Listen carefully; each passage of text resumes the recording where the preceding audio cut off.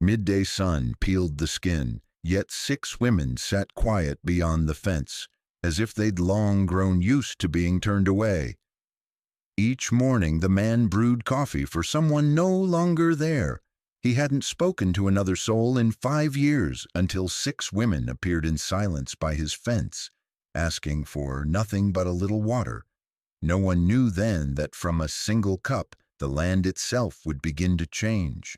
That morning brought nothing special, save for an eastern wind blowing out of season through the valley of New Coyote, a sound like the creaking of a warped wooden door left behind from the gold rush years.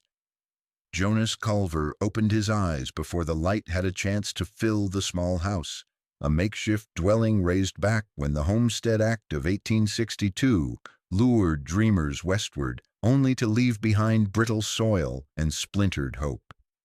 No rooster crowed, no dog barked, only the muted click of his knees as he rose. He limped toward the kitchen where an iron stove, faded and dull, sat like a rusted bone in the cold room. The coffee pot was chipped, the water drawn from the well, the fuel scraps from the edges of the horse pen. Jonas never rushed.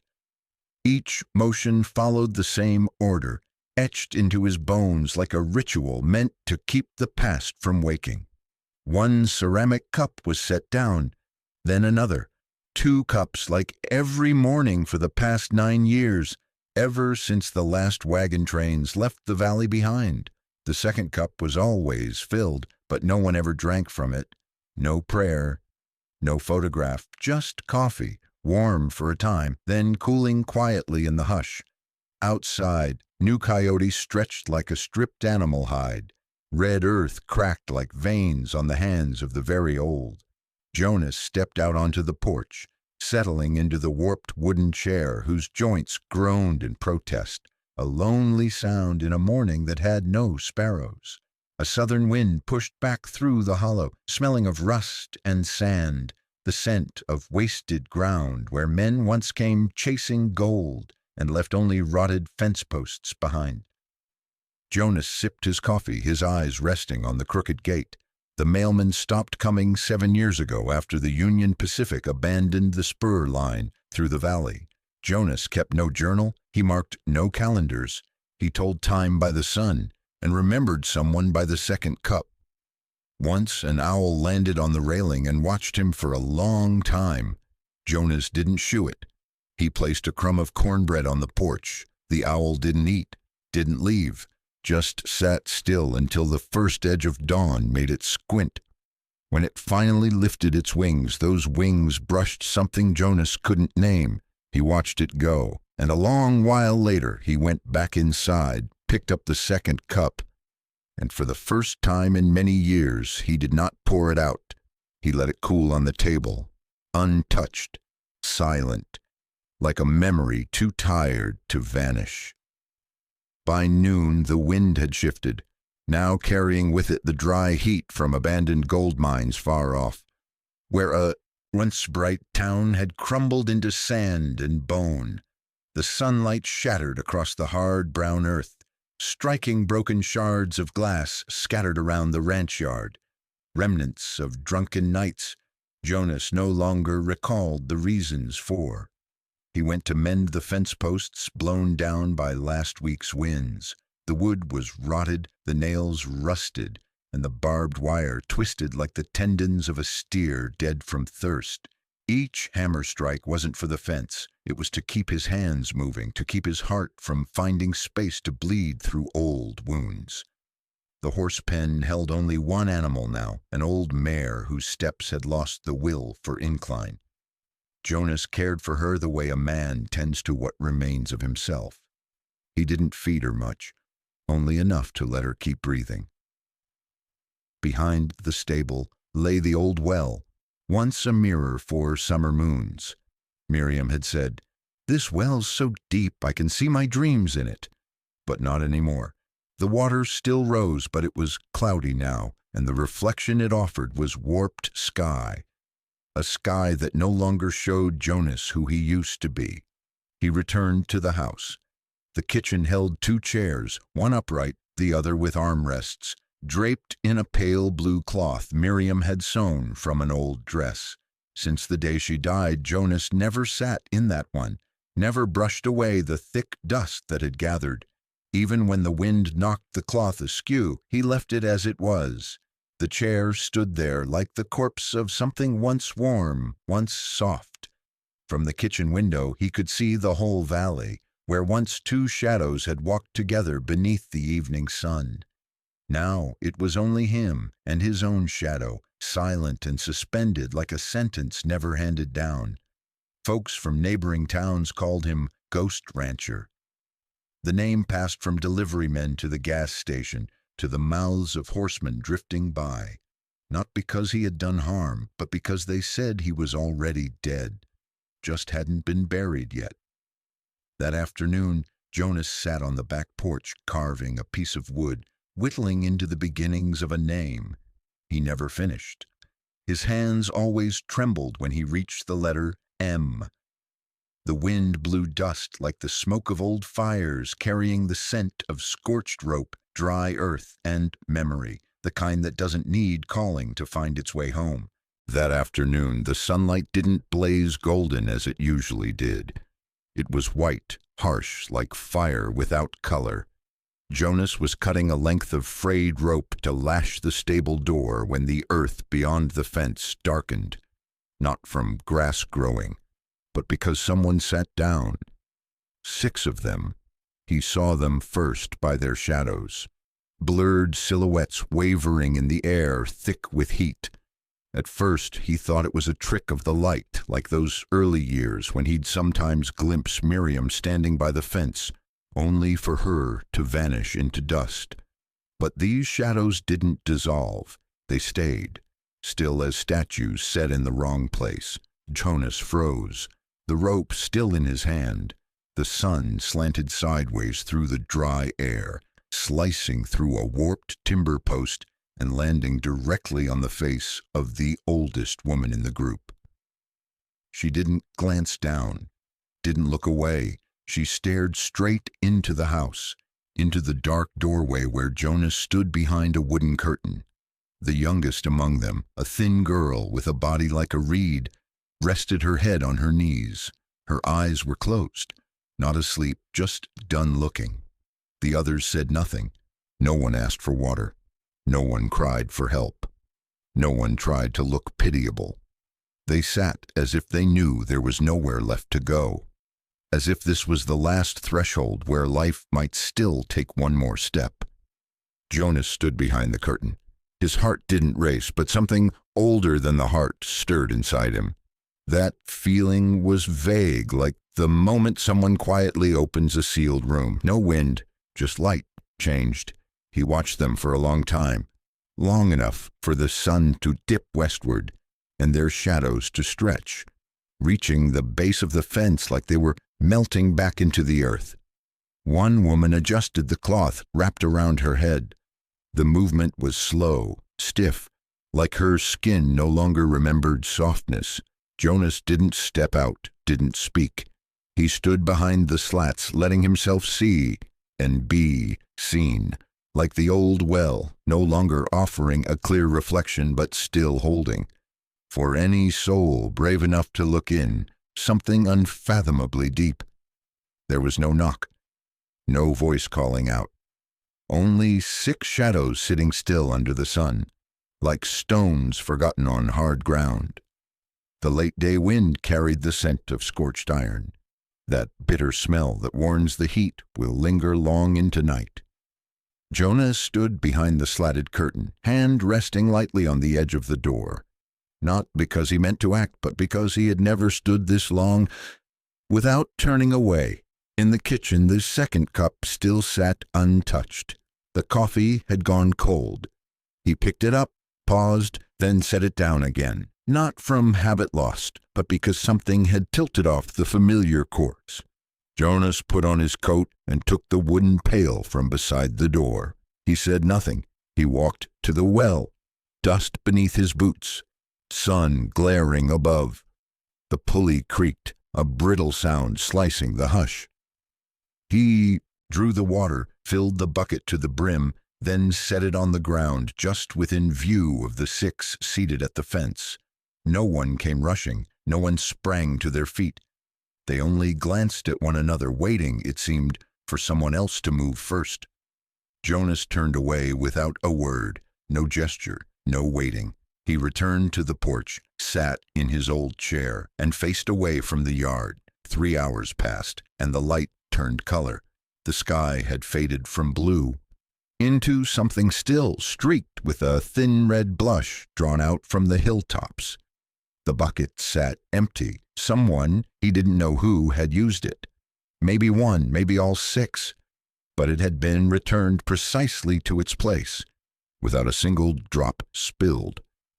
Jonas didn't look, but he heard it, a soft exhale, no louder than cloth brushing against the wind. Later he rose and opened the back storage shed, a place he hadn't touched in a long time. Inside, a large coffee pot sat covered in dust. He wiped it down, filled it with water, and lit a fire with kindling he'd gathered the winter before. The scent of brewing coffee began to rise, slowly, warmly, like a song without words, only melody. He didn't call, didn't speak. He simply set out 7 porcelain cups on the porch, 6 for them, 1 for himself, and the pot still warm. No sugar, no milk. Only the faint burn of roasted beans drifting into the wind, as if even the land itself had been invited to linger. Jonas returned to his old chair. Didn't look, didn't wait, only this.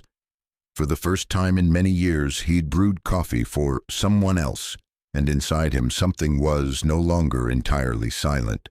Night fell faster than usual. Dark clouds crept low along the horizon, like a herd of black bulls dragging dusk down with quiet strength. No rain, no thunder, just a heavy stillness, the kind that lets a man hear how offbeat his heart really is. The 6 women now sat, huddled close beneath the wooden porch, each holding a cup of coffee. No one had asked for it, but all of them drank. The eldest woman sat nearest Jonas. Her hands trembled faintly. Her eyes were sunken, a scarf wrapped tightly around her neck. At first he thought it covered a wound. Later he realized it hid things no one should be asked to look at anymore. "Clara," she said first, her voice nearly a rasp, but each syllable intact and real. "That girl, the youngest? Her name's Esther. No last name, no papers, no place she came from." Jonas didn't respond, didn't look at them, but he listened. For the first time in many years, the girl called Esther didn't raise her head. Her fingers traced the rim of the cup, too large for her thin hands, too grown up for someone who hadn't lived long enough to recognize bitterness. But she drank, sip by slow sip. On her wrist, an old mark from tied rope, not deep but stained purple, like a memory that never had a name. Clara kept speaking, uninvited but undeterred. "We don't need pity, just a patch of roof till morning." Jonas remained silent. He turned his cup slowly in his hand, knuckles stiff, joints locked. On the table, the oil lamp flickered in the wind, casting tremulous light through the air thick with fine dust, like ash that hadn't quite settled. "We've got no papers left, no road back. All we ask is a porch and your trust for a few hours." Her voice wasn't pleading, not desperate, just words from someone who had walked too far to ask permission. With her head bowed, Jonas nodded, barely, a nod no one saw, not to grant them stay, but to admit to himself that he was still listening. Night deepened. Insects began to sing a chorus no one remembered the name of. On the old wooden table, 6 empty cups sat neatly, no spills, no stains, like people who'd been pushed from place to place for too long. When they stayed, they left things orderly, as if to apologize for taking shelter. Jonas stood, turned off the lamp. He didn't say goodbye, didn't lock the door. And that night, the wind no longer pressed against his face, but moved behind his back as if it finally knew he had turned to face the place he'd been avoiding all along. Dawn had yet to warm the light, but already the wind flung sand across the threshold. Jonas opened his eyes when the old mare stirred in the stable. Not from hunger, but because someone unfamiliar had passed nearby. He stepped outside. The 6 women still sat where they had the night before, beneath the porch, not touching the door, not leaving. They looked like people unsure whether they were still allowed to exist another day. The sun climbed, inching over their hands. Jonas noticed the marks, bruises round as thumbprints on their wrists, forearms sometimes reaching to the collarbone. One woman, dark-haired, adjusted her sleeve and exposed a pale gray welt, something you didn't get unless you'd been bound too long beneath a punishing sun. Esther shifted, brushing her hair aside, revealing a bluish ring at her neck, faded but not yet forgotten. No one explained. No one wept. But when the wind moved across their bodies, it carried the scent of something long buried but never broken open. Jonas didn't ask.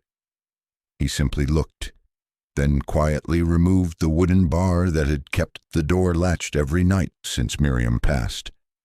He tossed it across the porch. It landed with a soft knock, then rolled until it found no need to hold anything anymore. The door was no longer locked. The porch no longer a boundary. Clara met his gaze but said nothing. Esther remained by the railing, her fingers brushing the rope that held the porch awning steady, her eyes staring into the distance as if trying to recall a path no one had ever taught her. Another woman, sun-dulled blonde, her shirt torn beneath the ribs, raised a hand to shield her eyes, revealing a crude stitch across her palm, likely sewn by herself out in the woods. Jonas turned away, but his heart did not. He walked toward the well, hands trembling slightly, not from hunger, not from cold, but because for the first time in years he had let someone into the most guarded place he had. Not the land, but his own presence. When he returned, he brought a stack of old blankets, set them gently on the porch steps. No words spoken, but it was a language beyond language. This is a place to rest. No one will drive you off. One of the women bent to pick one up. Her hands trembled, as if she'd never received anything without strings attached. Clara reached out, laid a hand on her shoulder, the only gesture that morning that held warmth. Jonas stepped back inside, closed the door, but didn't bolt it, and in that hush, he heard a faint sigh from the porch, so soft it could have belonged to Miriam from all those years ago. The noon wind had died, leaving behind a silence thick enough to suffocate. No insects, no crackle of fire from the stove. Only a heavy quiet, like a rope suspended midair, waiting for a neck to find it. Jonas was mending a stable door when the old horse let out a sharp, brief whinny. He looked up. Far off, where the earth curled beneath a veil of dust, came the sound of hooves striking hard ground, not fast, but steady, like the heartbeat of a man about to step out of the only place he's ever called safe. Of the 6 women, Clara heard it first. She turned slightly, eyes finding Jonas, not to plead, not to question, but simply to see what he would do. Jonas set down the hammer, wiped his hands on his pants. No hurry, no tremble. But every step he took carried the breath of a man reopening a door once sealed shut by fear. 3 horses broke the horizon. The riders wore Federal blue, uniforms of the Union Army. Under the blistering sun, they shimmered like ghosts that needed no imagining to fear. One bore a badge. The man riding him sat upright like a flagpole, neither proud nor humble, just certain, like someone who'd done this too many times to pretend it was a question anymore. They stopped at the fence, didn't dismount, didn't draw, only stared at Jonas, then at the porch. The one with the badge spoke, his voice dry as paper. "We're tracking 6 women. Their lost property belonged to a labor company out of El Paso. Property The word dropped like blood into sand, made no sound, but it spread. Clara showed no reaction, just clenched her hands. Esther stepped back half a pace, not from fear, but because her eyes flashed with something old, the memory of being taken, then erased. Jonas didn't speak, didn't turn to look at the six behind him. He held his gaze on the man with the badge. It wasn't a fierce look, not defiant. Just the kind of look that comes when a long closed door cracks open and the wind moves through without asking. "We've got orders," the man added, "and cooperation is not optional." Jonas still said nothing. He walked slowly toward the porch, past the axe lying by the steps. He didn't pick it up, just brushed it lightly with his fingers. A gesture to tell himself, everything changes now. Sunlight struck the shoulder of the rider in the center, casting a blinding gleam from the silver badge he wore like a seal of law. The wind whispered past the porch post, lifting hems, brushing hair, as if trying to remind everyone who stood on which side of the line. Jonas stood still, one hand resting on the porch beam, the other hanging loose, as if there was nothing left worth holding up for protection. His eyes faced them, but inside, memory was wading back into the old marshland it had spent years avoiding. Then Esther spoke. Her voice was small, but the wind wasn't strong enough to carry it away. "One of them took me once," she said. "Wore a badge, said it was civil rehabilitation." No one laughed. No one looked surprised. Only a silence fell, heavy as a blanket over a body not yet buried. Clara stepped out of the shade. Sunlight passed over her face like a blade, a thin line cutting across her gaunt cheek. "You can turn us in," she said, her gaze fixed on Jonas. "But you'll hear gunfire tonight from the front door, not the back." It wasn't a threat. It wasn't a plea. It was the voice of someone who knew exactly where her line was drawn, and who wouldn't die in silence again. Jonas swallowed, not from emotion, but because his throat felt as dry as white stone untouched by rain. His hand slipped into his coat pocket, not to draw anything, only to have something to do while everyone waited to see who he still was. He turned back into the house. No one followed, no one called after him. The door creaked behind him, a sound like Miriam's breath on the day he left the house all those years ago. Jonas walked to the storeroom, the one he'd locked not from fear of thieves, but from fear of his own remembering. Inside was the old hunting rifle, unloaded, unpolished, still there, like a sentence never dared spoken aloud. He touched it with 2 fingers, like touching a grave without a name. He didn't bring it out, not yet. He only wiped away the dust, and in the curve of its silence saw the man he had been a decade ago. Outside, Clara sat on the steps beside Esther. No one said another word. The wind blew against the grain now, and the 6 women waited not with hope, but with a silence they had learned to live inside. Jonas stood behind the door, his hand on the wooden latch, eyes closed, and in a flicker of memory he heard Miriam say once, "There are times when doing nothing is its own kind of sin." The next morning the sky was strangely clear. No wind, no clouds, only sunlight pouring fast as if the earth had run out of ways to resist. Jonas rose earlier than usual, not because he couldn't sleep, but because he'd already slept enough for years. The stove was cold. The fire had gone out during the night. Jonas rekindled it with bare hands, dry wood snapping like the bones of an old bird. He reached for the old coffee pot, the one he'd used the day before for the first time in many years, rinsed it, filled it with water, set it on the stove, and waited. The ceramic cups came out, not 2, but 7. 6 were placed along the edge of the long wooden porch table. The 7th he kept. Poured first, as always, but this time, not as the first, as one among. Clara was the first to step outside. She didn't ask, she just looked. Moments later, the others followed, not hurried, not timid, Jonas poured the coffee. No invitation. Just placed each cup in front of each person. When he came to Esther's, the girl looked at him. Her eyes held no fear, no gratitude, only the gaze of someone checking one last time to see if this man, today, truly would not hand them over. Jonas placed her cup beside the chair where Miriam used to sit, the one with the worn blue cloth on the arms. He brushed the dust off it for the first time in 9 years. Not thoroughly, but enough that someone might dare to sit. Clara sat, Esther beside her. The others followed, quietly, like attending a ceremony that didn't need a priest, only presence. A soft wind moved beneath the porch roof.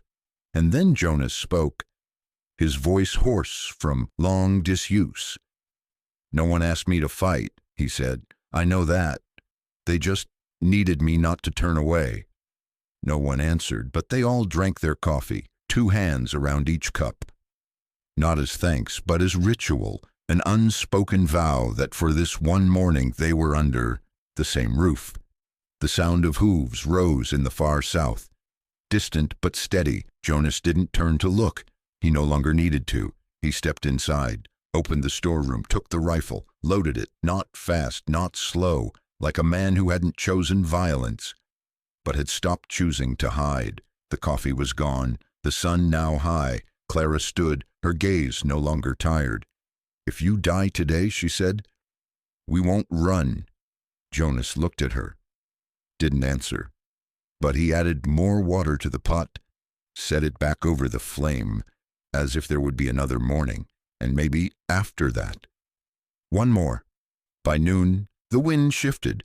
It came from the west, where low hills rose, red sand blowing over stone, worn smooth like the spine of some great beast that died before maps were ever drawn. From there came horses, no longer distant, no longer faint, but as clear as the sound of a man's own heartbeat pounding in his chest. Jonas stepped out the door. Not fast, not slow, just steady, like a man who's walked dozens of miles through bramble and brush and finally chooses to stop. Right here and never back down again.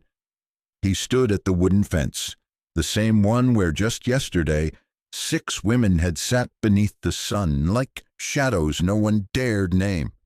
Now he stood there, alone, no gun in hand, no law book behind him. 3 riders approached, wearing the same dark, dust-worn uniforms, riding with the easy stillness of men who've long known. When they arrive, others are expected to obey.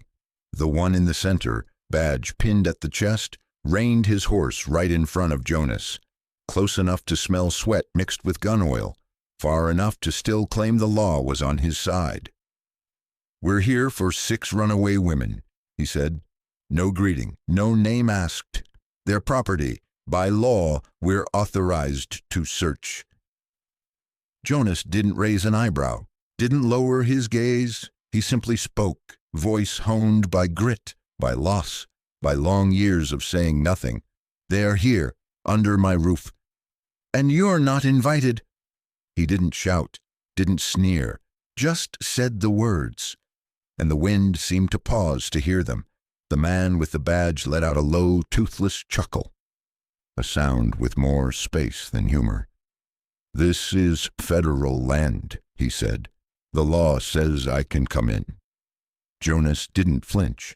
His hand gripped the fence post, not the rifle, like a man afraid his own knees might betray him, so he grabbed hold of something solid. Inside the house, no one moved, no voices, only the scent of coffee drifting through the door, warm, steady, like the man who stood outside, alone, but no longer lonely. The rider to the left spat into the dust.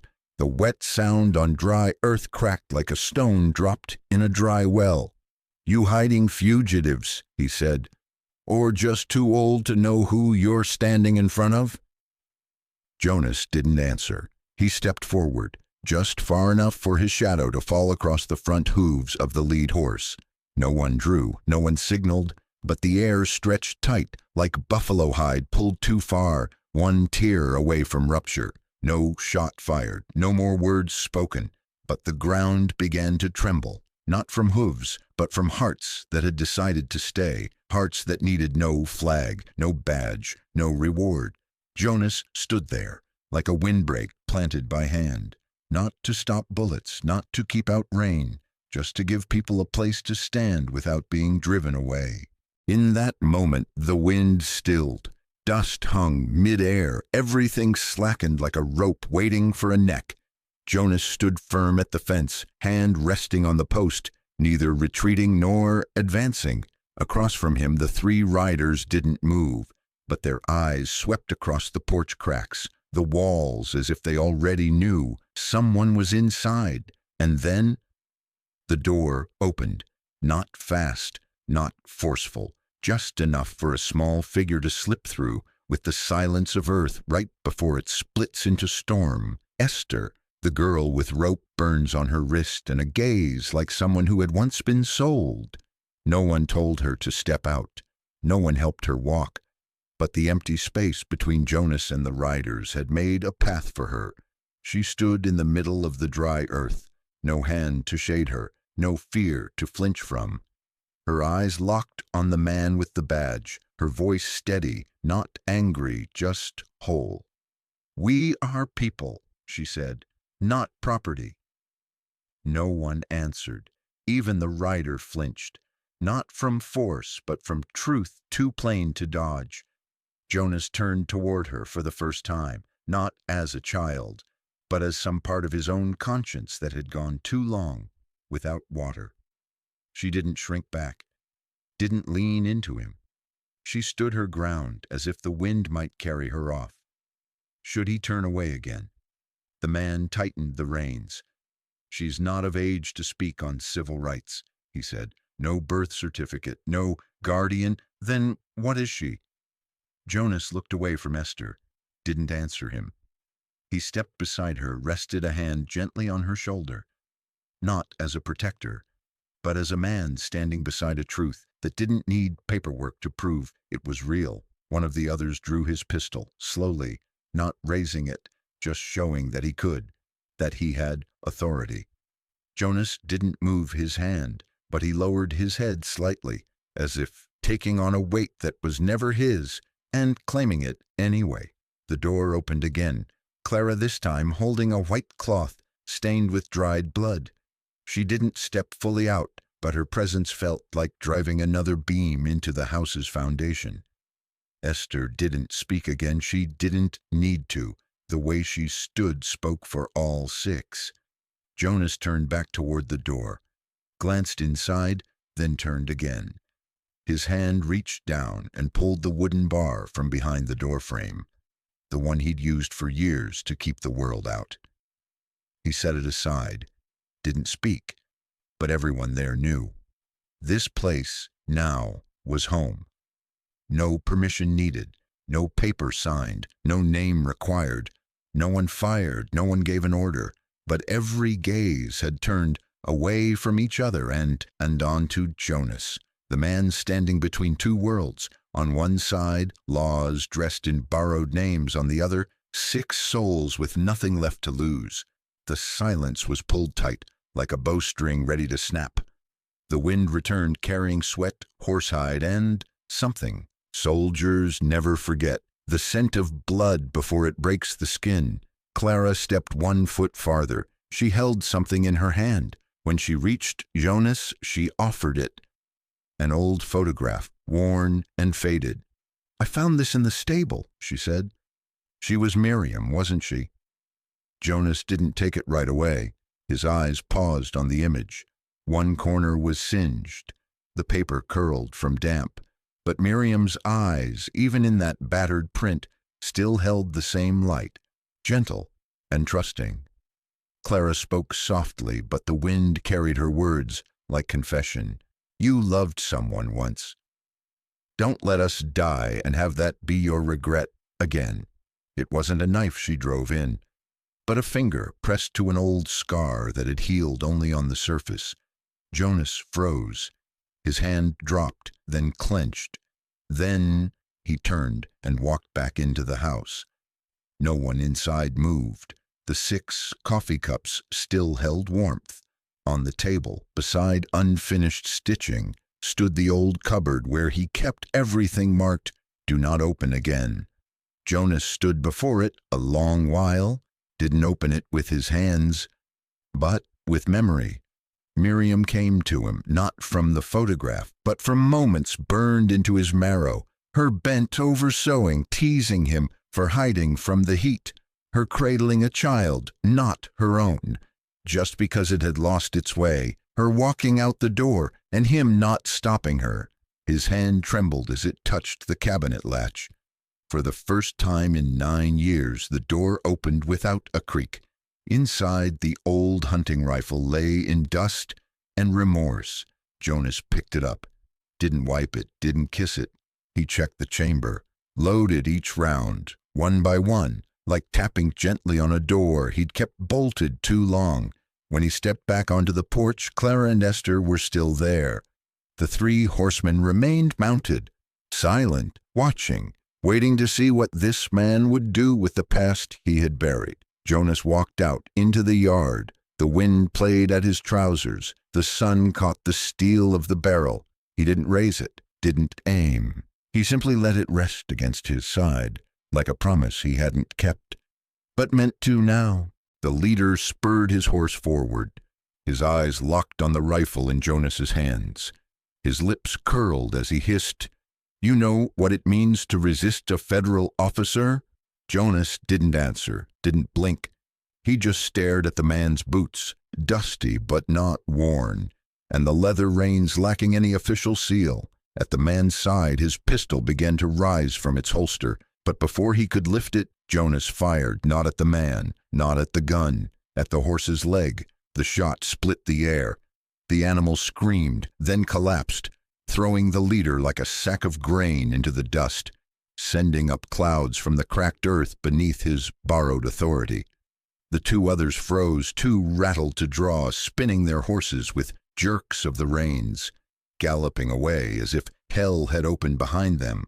The fallen man clawed his way up, eyes blazing, hands shaking. Blood ran from his brow, sand clung to his face. His badge had spilled onto the dirt, a cheap tin plate with no number, no name. Clara stepped forward. She did not tremble. She looked him in the eye, not with rage, but as if she were finally bidding farewell to a shadow that had clung to them too long. "Next time," she said, calm as iron cooled by water, "bring a real warrant. And bring your conscience with it."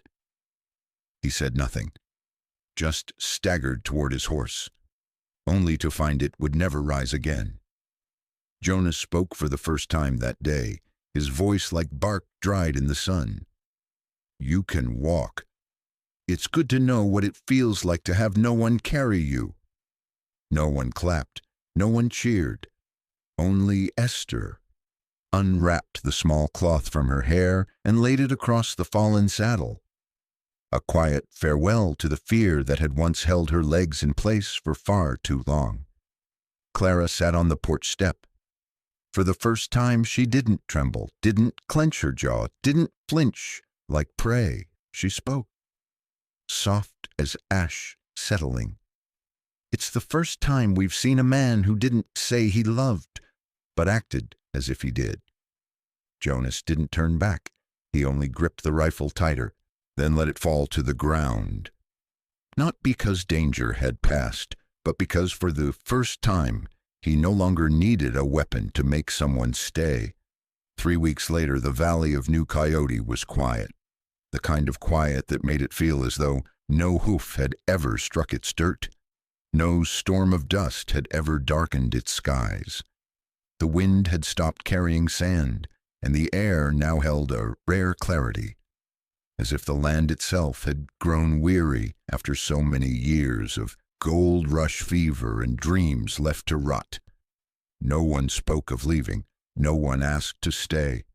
Clara folded the last blanket, every crease neat like an unspoken promise. Esther laced up a pair of old boots Jonas had found in the worm-eaten barn. Boots that once belonged to a cattle hand, back when the Homestead Act was still fresh ink. There were no goodbyes. Drifters know better. Parting words shatter too easily in the wind, like clay jars dropped from calloused hands. The 6 women descended the hill, their steps slow but steady. None of them looked back. Except Esther. She slipped a handkerchief, stitched with the image of a limping horse, beneath the porch steps. The spot where she'd first sipped coffee beside Jonas. On the morning someone looked at her and saw a person. It was a tiny cloth, but it carried a story that didn't need names or ink. Jonas stood in the doorway. He didn't nod, didn't raise a hand. He simply watched until their shapes dissolved into the morning sun like dust being returned to the wind. That afternoon he led the old mare from the stable, not to ride, not to send away, but to sweep the straw roof and take down the weathered sign that read Culver Ranch. He painted over it, Miriam House. No one asked why. It was his way of telling the sky and the earth that this place was no longer his alone. Inside the wooden cabin, the 2 chairs still stood, but neither was draped in cloth anymore. The coffee pot never sat half-finished, and on the table, the torn photo of Miriam, now pressed between wood, thanks to Clara, lay beside a cactus bloom, its red petals open wide.